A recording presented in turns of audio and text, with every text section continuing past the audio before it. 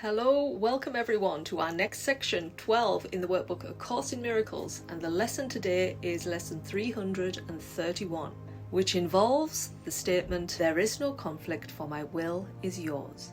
So in this section we need to read through what is the ego, and then we'll go into our main lesson.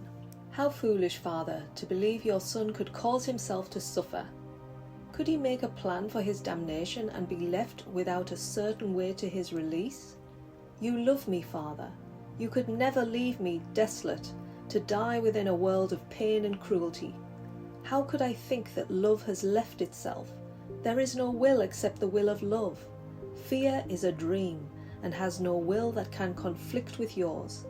Conflict is sleep and peace awakening. Death is illusion, life eternal truth. There is no opposition to your will. There is no conflict, for my will is yours. Forgiveness shows us that God's will is one, and that we share it.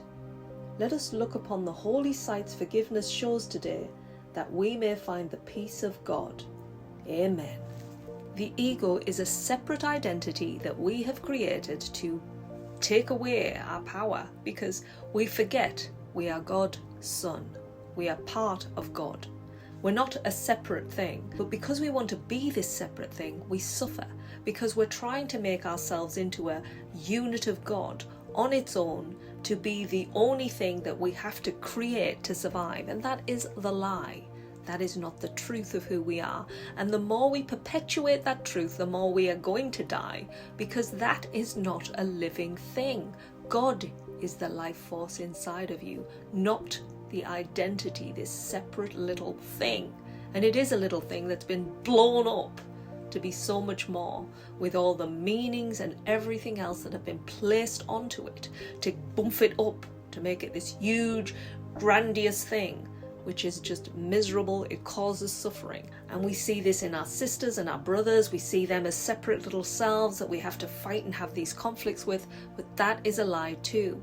We need to forgive our brothers and sisters. We need to see the love in them, the God life in them.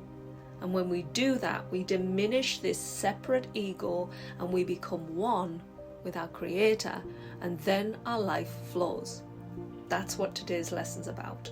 So remind yourself in the morning with the practice, again in the evening, and just keep hourly saying to yourself, "There is no conflict, for my will is yours."